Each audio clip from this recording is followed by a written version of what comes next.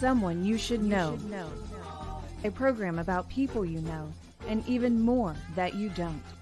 Hosted by Stuart Sax, veteran, husband, father, and grandfather. Now, here's your host, Stuart Sax. Well, welcome to another edition of Someone You Should Know. And we are going to have a good time today because you're going to learn something. You're going to maybe find a new avenue to release all of your good intentions and things that you've always wanted to do in your life. We are brought to you by our good friend Christine Dean, who is the networking diva. I talk about her all the time, and I am so in love with this woman because she is the producer of this show. She's also a sponsor of this show. And she also knows absolutely everything there is to know about taking your business, your presence on the internet to the next level. You know, we all can use a little bit of tweaking. And if you don't have the ability to do it, you reach out to Christine Dean. She can take care of it for you affordably. You can even have a consultation with her. Check out Christine Dean, the networking diva, and all. Love her to death. Thank you so much for all you do, Christine. Well, I know people have often said to me several times, boy, Stuart, you've talked to so many people and you've had so many great experiences in your life. You should write a book. And you know, I have thought about that so many times over the years. But then there's always those other questions about, oh, when am I going to find the time? How do I do it? Do I have the ability to do it? Do I know what I'm doing? Well, I think most people have a book inside of them and they just don't know how to get the book out and onto paper.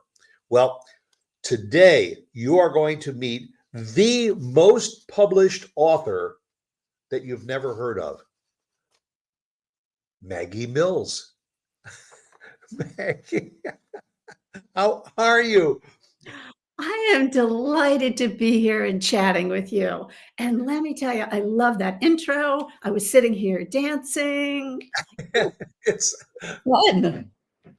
you do what I have heard of often through the years, and I've often wondered, well, how does a ghostwriter really know what I'm thinking and how I want to put those words on paper? You know, if I could find the time to put the words on paper, I would. But if I don't, then a ghostwriter can also be an author coach, correct? That's correct. Yes. So what, I guess my first question is, have you always been a writer? Oh, my goodness. Well, in one form or another, yes. I wrote my first TV script when I was about 5 years old. What? None of the major networks picked it up. I have to tell you that. But 5 years old. Wow.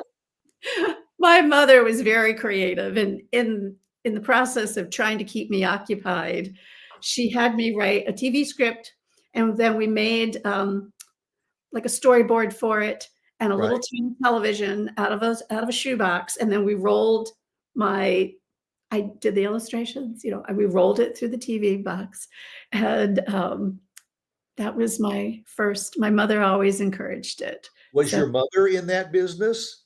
no, Was actually, my mother was a photographer during World War II. Oh, okay. Well, all right. So she had the ability to conceive pictures into a story in a storyboard. Yeah, she was a brilliant woman with an off the charts imagination. Well, I can see that some of it rubbed off on you because that you decided to do that. Now, did you as a child, did you also, as you got into your teenage years and all, did you still write short stories or novels or things like that, or I where did it come from? I wound up, I've always loved storytelling, even when I wasn't thinking about it as a career. I wound up as the editor in chief of the high school newspaper, which means when you work on the high school newspaper, you're also taking pictures and you're writing the sports stories. And I studied journalism my first year at my second college. I went to a few. Um, and I went into graphics, advertising, and marketing because I thought I could earn money there. Still didn't see a big future in writing, but writing was involved with so many of the jobs I had, especially when I got into advertising and marketing and publishing. I was just doing more and more writing, and it was my love, and it came naturally to me. You know, you bring up a good point because traditionally, uh, to make a living out of writing, make a living as a newspaper journalist or so, you ain't going to get rich. If you write something that gets a big award, maybe that helps to catapult it. But generally, it is. I have found in my life meeting people that have been in journalism and have been, in that career. They do it for the love of it. I have a Oh, very good friend who writes columns for the Chicago Tribune. mhm. She, she's not living on Michigan Avenue in a high rise. She does it because she loves the challenge of writing the stories and doing that. And so for the people that are watching and listening, then that might be saying, well, then why take all of that time to try and write what's in my head on paper, only to find out that maybe I can't get published or so. Please explain to these people that if you have the desire to do this, that maybe you need somebody like Maggie Mills to help you chart that journey from start to finish.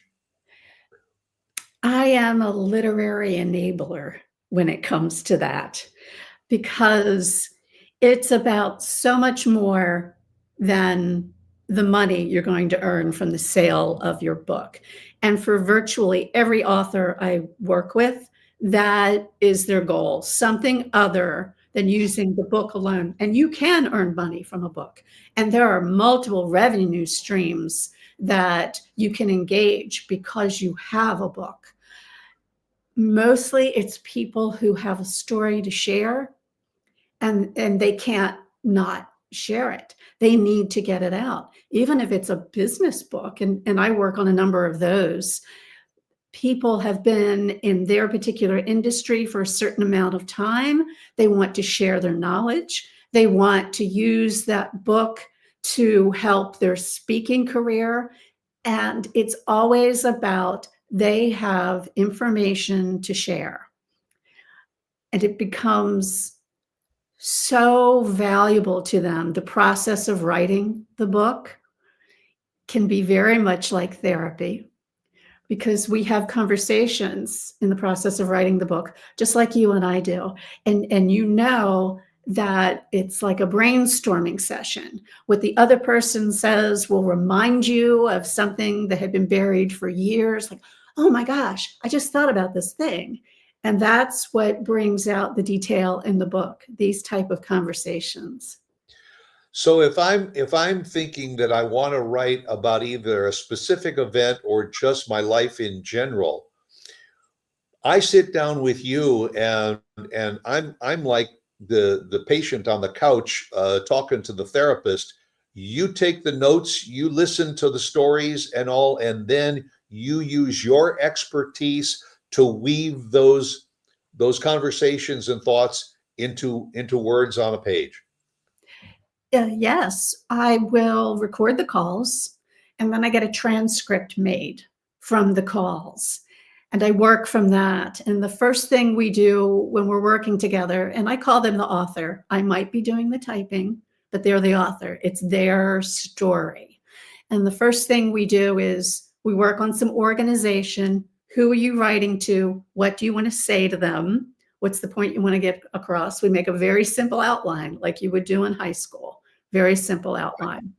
And the first chapter I write is where we really concentrate on, have I captured your voice? Because the book needs to sound like you, not me. I am sarcastic. I have a very childish sense of humor. I find terrible things really funny. And Uh, That's not everyone's voice. Some books are serious, and a couple of books I've been requested to add humor in there. Um, it's important to capture the voice in a way that also reflects the author's region, where they grew up, their belief system, their religion, their politics. All of that is reflected in our lexicon.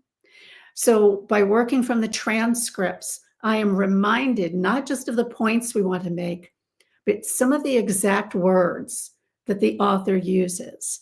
Now, we still want to make that book accurate, grammatically correct, have some punctuation in there. But that book is a reflection of the author. They will be interviewed about the book. They will use the book on their speaking tour. They'll sell the book there. There can't be a disconnect. You can't have somebody who is just an ornery cusser and drops an F-bomb out of every sentence and not have one cuss word in the book. We won't have one in every sentence. It gets a little boring, but we keep those things in there. And people from the South have a certain way of describing things and are slower to get to the point. And we tell stories differently. So we encompass all of that and make sure we maintain that voice throughout the storytelling. Is it fair to say that you in some regards are like an actress, that you are going to be playing a role? So you have to kind of put yourself not only into that author's shoes, but also into their soul and their persona, so that when you are writing as them. I think that's a fair description and a fun one as well, because I do research my authors and I start before we have our first meeting. I find out everything I can about them. Some people call it stalking. I call it being professional. I want to know who I'm dealing with. Right. I look for any online presence they already have. Have they already been interviewed? Are there videos? Are there blog posts? What is their CV? You can pick up a lot, as we know these days, by someone's online presence. And I will ask them for whatever materials they have. Some cases, there are people who do not want the book to sound exactly like they sound. They want to change that up a little bit. So we work on that as well. So in some ways, it is like studying for a role. And I need to get into that mindset. Yeah, that seems to me that would be almost a normal sense of what to do, because if, for instance, this person is writing a mystery story, a mystery novel, and they want to interact with maybe some of the people from their past, but maybe it's going to be a rough story, maybe with some violence. You have to put yourself in that position of being that kind of violent pen that's going on onto the paper, as opposed to somebody that says, I want to write a comedy, a really funny story about some of my experiences. Well, now you have to wear a different hat. Yes, and I write more than one book at a time. So I switch from one persona to another persona. Multitasking. Yes. And I actually find that I always want to have more than one book at a time, because sometimes it's a relief. I was working on a very serious book about human trafficking, and the stories are tragic. It pulls on your heartstrings. It's very challenging, and to extent I need to shut myself down a little bit so I can ask the appropriate questions about what's going on, so I can get the details out. Right. So I would get off that call with that author or stop writing on that for the day. And at the same time, I was coaching an author through a series of children's books. And it was so wonderful to put the heaviness aside, Right. and then go do something fun and joyful. So it's a Yeah. nice combination. So the author of that serious book is living in that mode, but you can allow yourself to say, "Wait a minute, my anxiety level is getting a little too high. Set that aside and go back to the children's book or the more lighthearted thing." How, Mhm. do you have any estimate as to how many books you have authored as a ghostwriter? Um, no, actually, I don't, because in publishing, you don't always write entire books. Well, Um, you will write chapters out of books. You will rewrite, they call it editing, but you wind up basically rewriting an entire book. You'll be brought on later in the process. I was brought in on one project. Sadly, the author passed away before the book was published. Um, so you're and brought in to finish the book. I was brought in to add some details to the book, and I had to go through it and get a feel for the author and what was going on. So bits and pieces, and between the marketing and when I was in academic publishing, I have no idea. I also have no idea how many pairs of shoes I own. I'm not going to look. Okay, Mrs. Marcos. Exactly. This has gotten out of hand. No, it is all just fascinating to me because I can understand that do you also are you also called upon, let's say I have written this manuscript for this book and all, and I've reread it and I've edited it, almost in nauseum, and I finally say, you know what, I probably need another set of eyes to read this. And then, as you said, either add the punctuation, make corrections, do some editing and all. Mhm. Is that what you often will be called in to do? And are you given free reins to take this manuscript and mold it into, to make it look and appear more professional too? Yes, I do that. And it's always helpful to have another set of eyes on your book. And I also tell people, it's your book, it's not mine. I am merely making suggestions based on my experience. This is especially helpful with subject matter experts because I come in as a complete stranger to your Mhm. field or your topic, Right. because the idea behind you writing a book is to make someone else understand it. And if you haven't made me understand it, and I read a lot because of my work, then perhaps you need to go into a little bit more detail to have your reader understand it. So I'm almost an interpreter. And that's part of the work in editing. We know our topics so well, we sometimes skip over details because we think everybody knows that. So I sometimes have to ask, if you're not comfortable asking what you might consider dumb questions, this isn't the job for you. Because I have to go like, okay, back up. What is that? What do you mean by that? Right. Yeah, you know, are there certain things that anybody, and again, I am sure that there are people that are watching and listening to this show right now that are thinking, yeah, I always have wanted to write a book and all, and I just, I don't know where to start. Are there certain signals, certain things that they should know before they actually sit down and start to write that book that is inside their head? I love the fact you brought this up.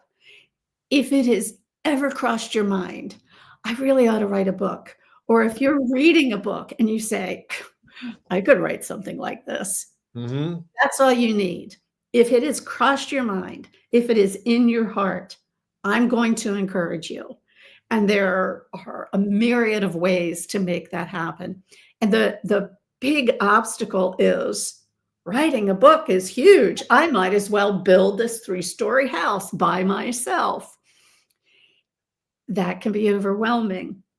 And much like building a house, you don't have to know how to put in the plumbing.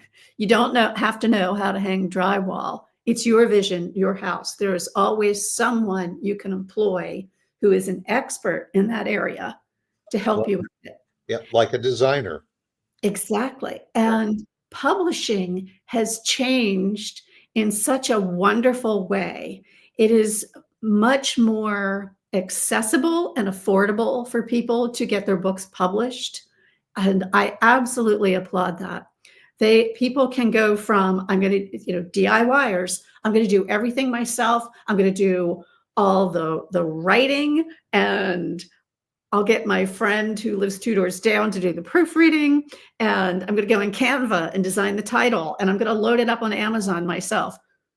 You can have a book on Amazon, changes daily, but under $500. And of course, that changes all the time. Or you can work with a publishing company that will pretty much do everything for you. They'll hire someone like me to help you ghostwrite it. They hire designers. They have marketing teams. You can spend between $500 and $150,000. There are options for everybody.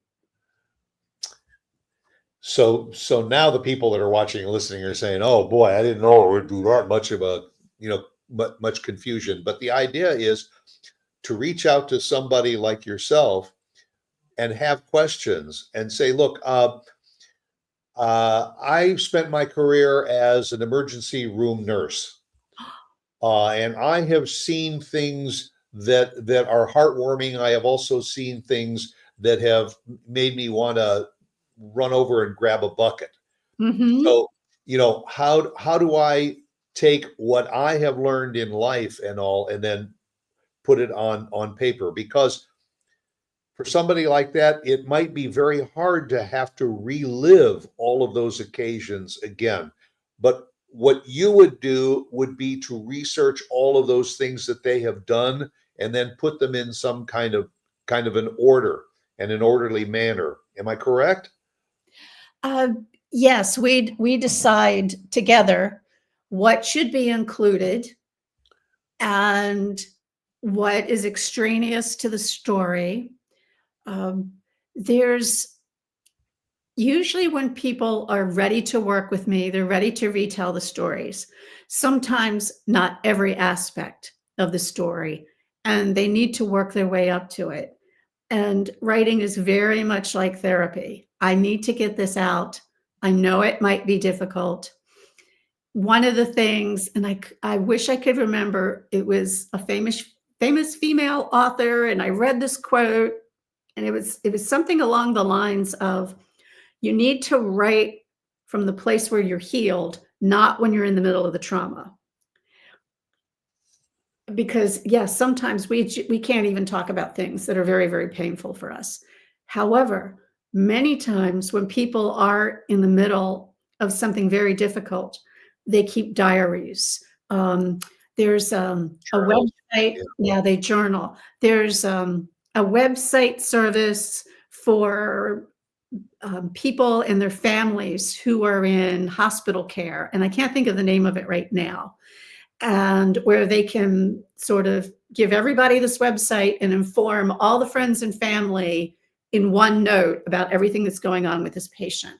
And that's an excellent place to keep notes of what's going on, because you want to include the raw feelings of what it's like to go through that experience and to help your reader and to be of service to others. You also want to write from your place of recovery, whether it's grief or a disease or an injury or any kind of trauma, because that helps your reader understand they too can get to the other side.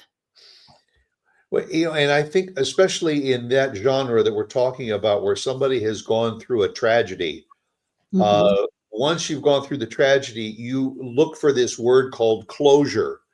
But then you say, I need to tell my story. Now, what does that mean? You've got to open up that closet and let all of those emotions out again in order to organize them to tell that story. Uh, and how long do you know how long ago ghostwriting started? I mean, does this go back centuries that prominent people would hire other people to write their stories? Oh, the Bible. Well, okay, yeah, yeah. God said, write it down. I'll tell you the story. You write it down. Moses could, in fact, have been the first ghostwriter. Like, Oh, he took the first two tablets.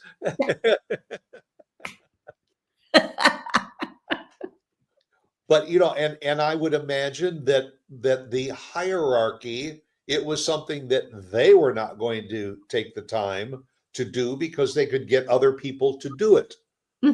exactly. But then they would take the credit for the writings. Do you ever get that feeling that when a book that you have worked on becomes a New York Times bestseller, and it's got the author's name on it, and all, but you have worked on it. Do you kind of feel like you've been dissed a little bit? Like, man, I really wrote that book, but he's taking all of the credit. It never bothers me. It's like my secret knowledge. Like, Uh-huh. really happened. I'm actually very, very happy to see my authors do well. That brings me such incredible joy. My authors are like my children.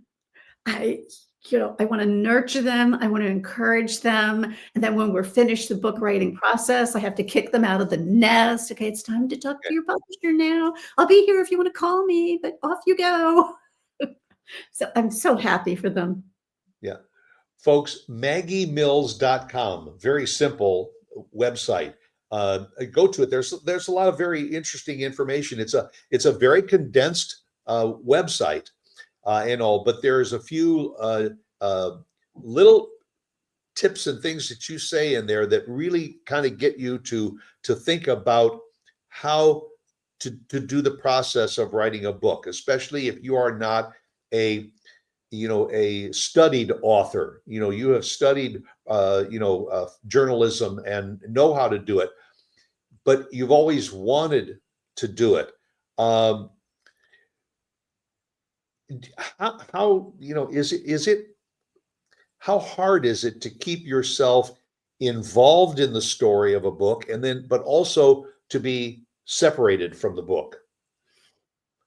Um, I understand what you're saying, and I don't have any advice how to do that. There is something that happens that I am able to distance myself, and I really don't know what goes on there because I have to ask really difficult questions, and I'm able to do that, and then I get off the call, and I was like, "Whew," there's a moment of stepping away, but I have to be somewhat separate and definitely objective at all times to get through the process. Now, if you're involved with an author and they're writing a book, and I'm going to play devil's advocate here a little bit, do you ever get into a position where you say, you know what, I think there's there's uh, there's a person missing from this story, or this story is taking place at this party or whatever, and I think that there's a character that you should interject into it. Do you say to the author, I would suggest you do it, or do you just do it and then let them read it and say, hey, I'm glad you added Sylvia to that that group? Okay, two answers because we're talking about fiction and nonfiction. If Okay. it's fiction, the author is writing it themselves. I do not write fiction, but I will coach you through fiction. I will edit fiction. So in fiction, we work chapter by chapter. I will return the chapter and make comments like, well, what did he say? Your main character has delivered all this dialogue. Didn't someone react? They just said this really, shocking thing. and then you walked them out of the room. So I do make suggestions like that. In nonfiction, I will come back and ask, how did this impact your mother? Have you talked to your children about this? And that is a magical time. I'm not always the one who comes up with that. The author frequently comes up with this idea themselves, you know. I was talking to my mom the other day, and that is part of the healing process. In writing a book, so many authors I've worked with, that book provided the catalyst to have these meaningful conversations with people in their lives who've they went through this experience and they never really talked about it, and they will go back and say, I told my kids I was writing this book and what was going to be in the book, and they're old enough now to understand. And we had these terrific conversations. I see it happen all the time.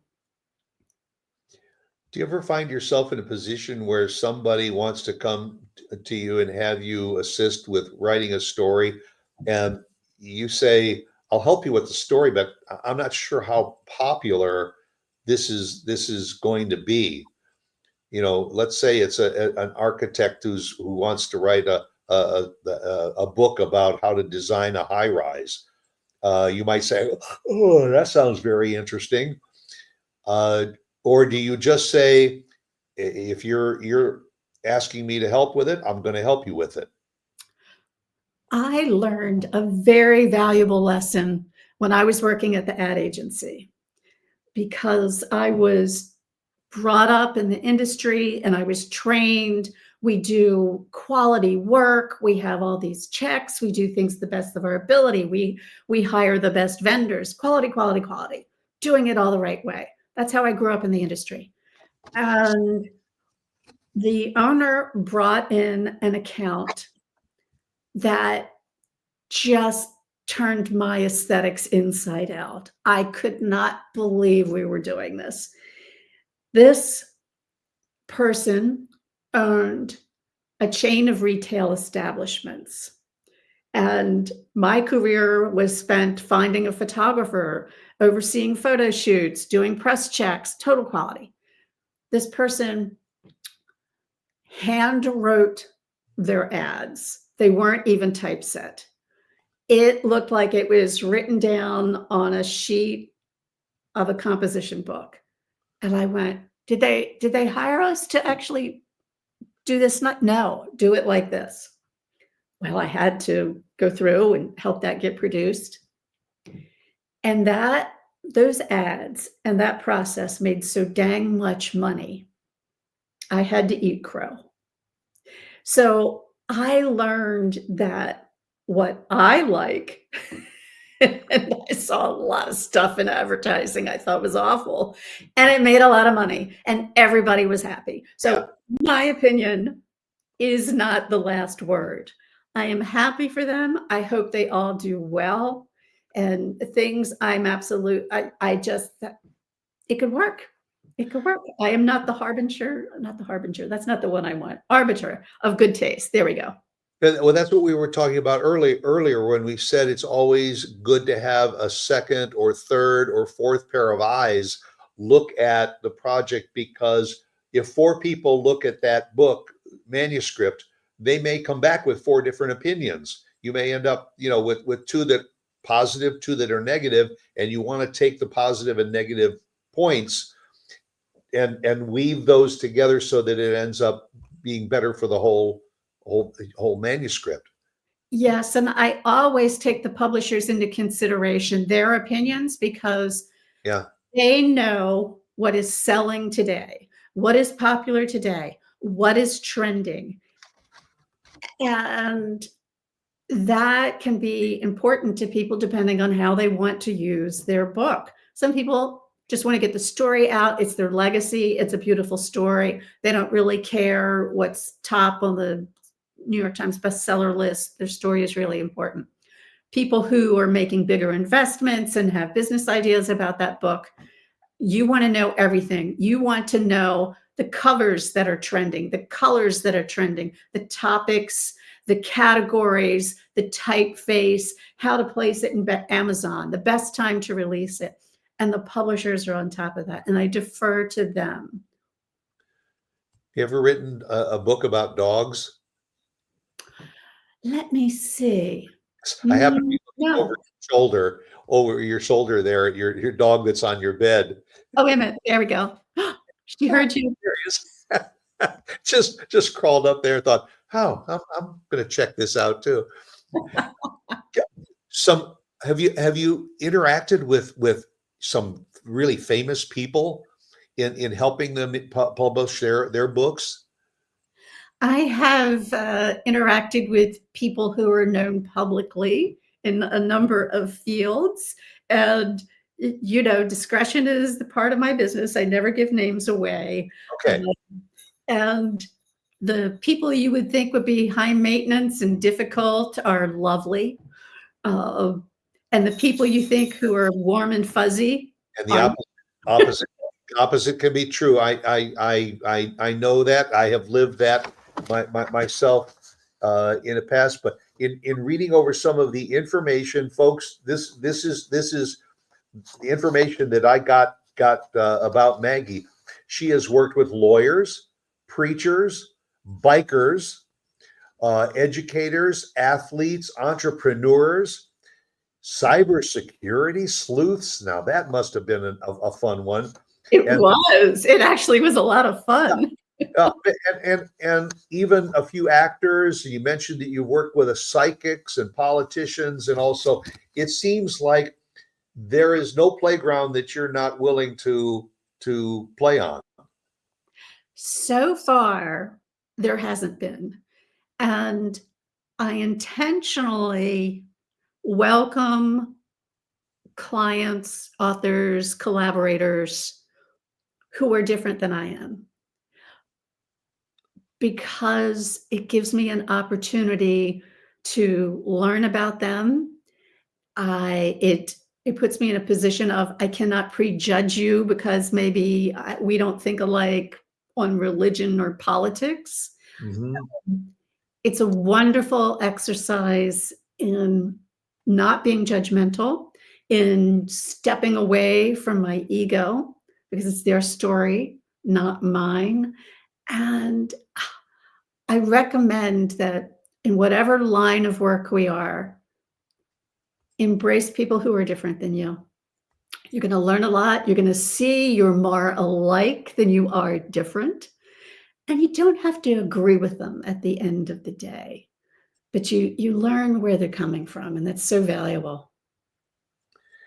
Well, I have over the years, through my interviews, I have learned so many very interesting things about so many different people, not only their stories, but their backstories. And I'm sure that you have a Rolodex up here of facts and figures about people and places and things and all that is truly valuable. Has Maggie Mills ever thought about, you know what, I'm going to sit down and write a book about my experiences?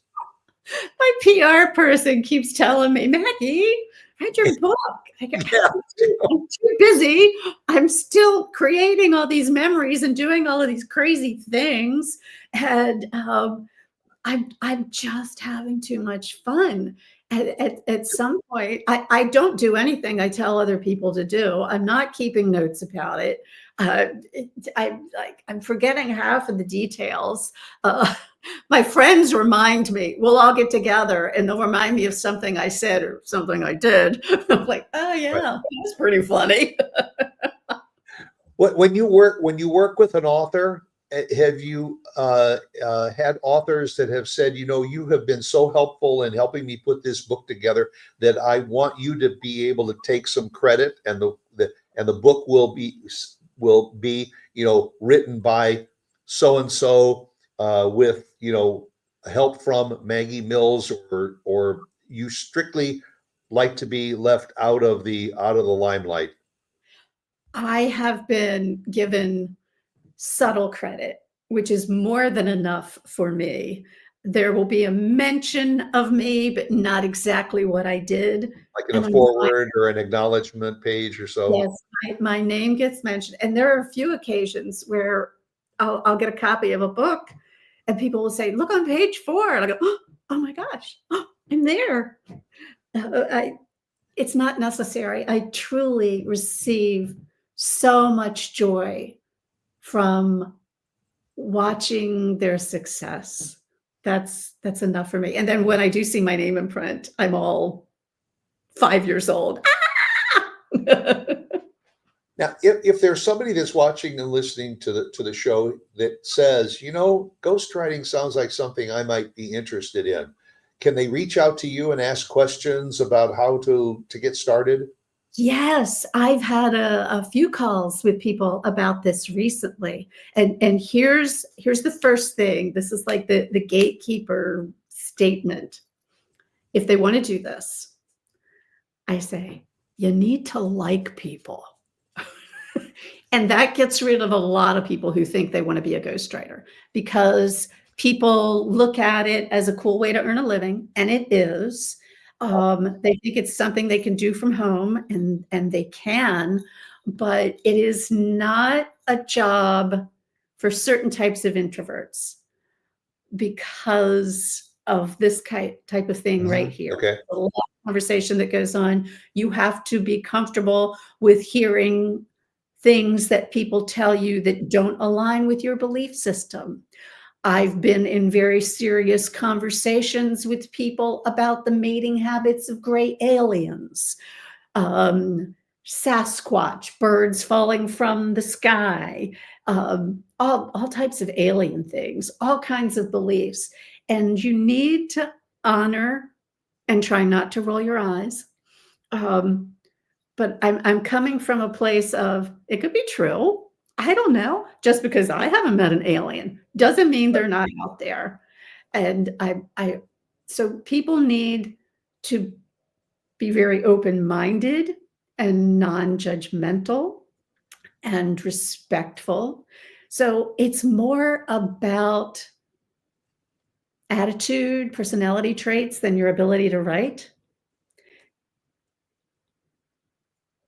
Well, there still, I think, lurks inside of me a book. And I think that if I ever get to the point where I say it's time to put it on paper, I may just have to call Maggie Mills and say, hey, you know, help me get to the point where I can one day walk into Barnes and Noble and right there is my book that that I at least spoke to Maggie about, and then she helped put it together.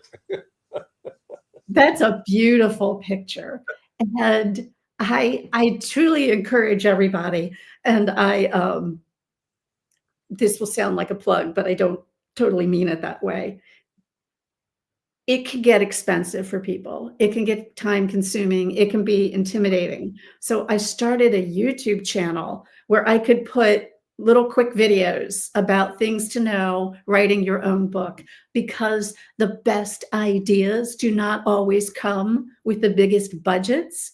And if there's anything I've learned, anything I've experienced, and sharing that can help someone, I want to do it because I'm completely in love with what I do. And there's lots of help out there for people. I'm getting ready to make a video now on all the places you can go to get information and help. And everybody's going to tell you something different. Right. It's so important for people who are writing to understand you do not have to follow somebody else's process. This is especially important for people who have dyslexia or ADD, any kind of communication differences. You work with what makes you feel comfortable. And this is a lot of what we get established when I first start working with somebody. Yeah. Everybody has a different attention span. So there's so many tools and even adapted technologies for people. So if it's ever crossed your mind, I'd really like to write a book, don't say I can't type, or I'm slow, or I don't have the patience. Do the research. There's a way to figure it out. Or reach out to Maggie Mills with your questions, and she'll Right. help guide you on that path. Mhm. Maggie, it's been a ball talking with you. I really have enjoyed it. I every week I end my show with a quote from Oscar Wilde, and that is, "Be yourself, because everyone else is already taken." I'm sure you know the quote. It means a lot to me, and I thank you for taking the time and sharing a little bit about what ghostwriting is all about. Oh, thank you. Any opportunity to encourage people, and you've provided us with that today. And what you and I do is so similar in you have to care about people and be curious about their lives and want to empower them with what you do. Look how you help people. And I know you've got thousands of stories waiting to get told. Well, that'll do it for another episode of Someone You Should Know. Go out and make it a great day. And again, MaggieMills.com. Thank you very, very much, Maggie. Very much appreciated sharing the conversation. Thank you, Stuart. It's been so much fun.